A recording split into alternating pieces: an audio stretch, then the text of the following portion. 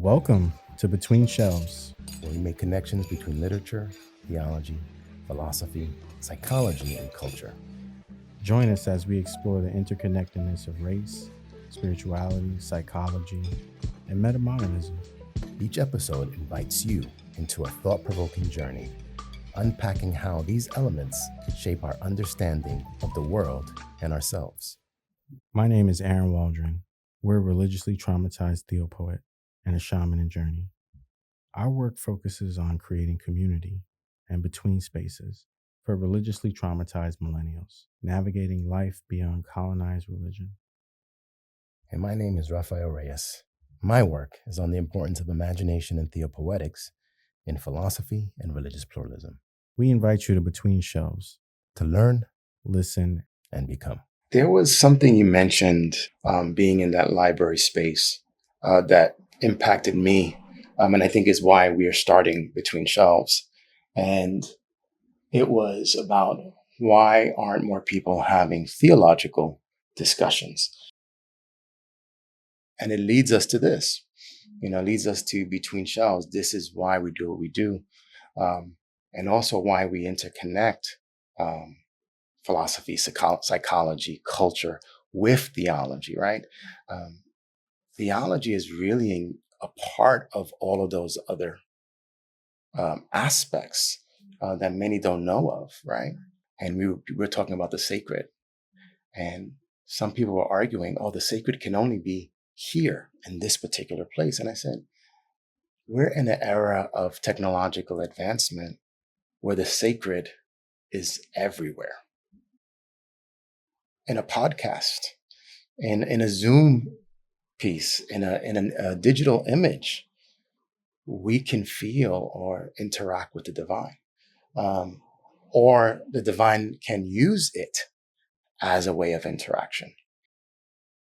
Back, I think, several years ago, a colleague of mine, we created They Warned Us, which was a podcast that focused on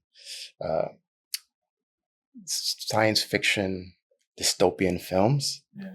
And if the values that were instilled there were values of people of color. I guess the case in point, we watched a whole bunch of films to say, did any Black or Hispanics ever make it to the end of the film? That's pretty much what it was. Or how were people of color depicted in the films? And that was a fabulous journey on the podcast. I really enjoyed that. And here I go again. Funny enough, I think that kind of segues into actually our first discussion. We have been working on a writing project that looks at this probably within the past 10, 20 years, maybe, meta-modernism, this topic called meta-modernism that's coming out. Meta-modernism is the next phase of the past two cultural components of modernism and postmodernism. And now we have something called meta-modernism. And we're asking a very similar question. Where do we see the engagement of race in this meta-modern structure, in this meta-modern form of thinking? Meta-modernism is the next phase or the next iteration from modernism, postmodernism to meta-modernism. It's not a break away from, it's sort of a culmination, because it actually recombines both of them. It's taking the best of both worlds and doing something with it. Because when you talked about the birth of a nation,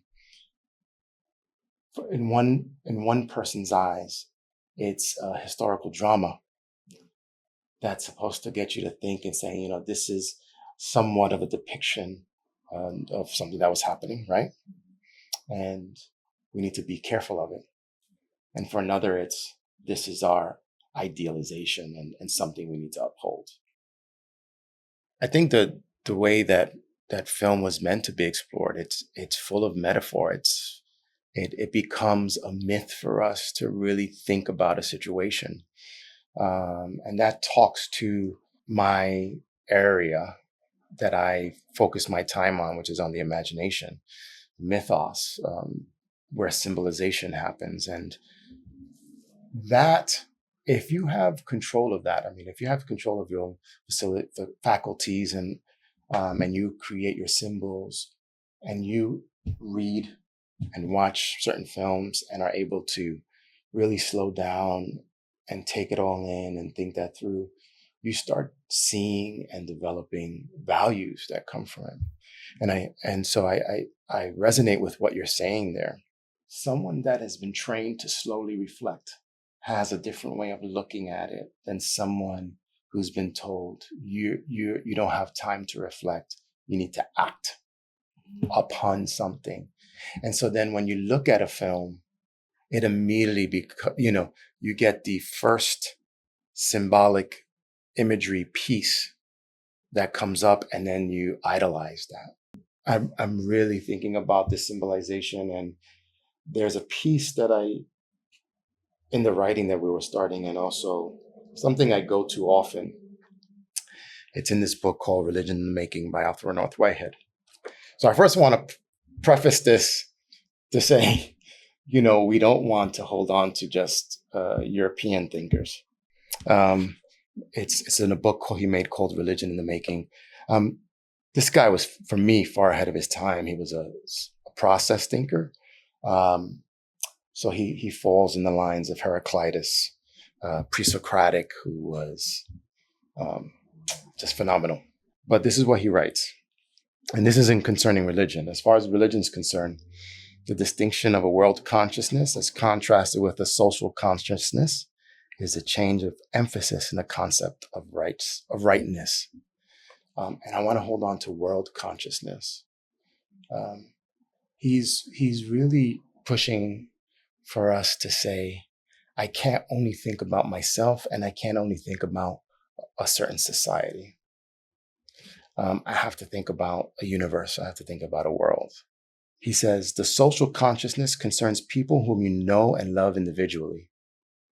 So rightness is mixed with the notion of preservation. That means you preserve those you love. Conduct is right which will lead some God to protect you, and it is wrong if it stirs some irascible being to compass your destruction, right? Who wants to destroy me? Oh man, then that becomes my enemy. And he calls that diplomacy. He goes, that's diplomacy, right? But he goes, a world consciousness becomes disengaged. And I think that's really interesting. He goes, I have to think beyond myself. I don't know everything. That means there's a little bit of subjectivity, there's a little bit of objectivity. Disengage is somewhat objective. It rises to the conception of an essential rightness of things, of all things. Individuals are indifferent because we don't know everyone. But I still have to think about them.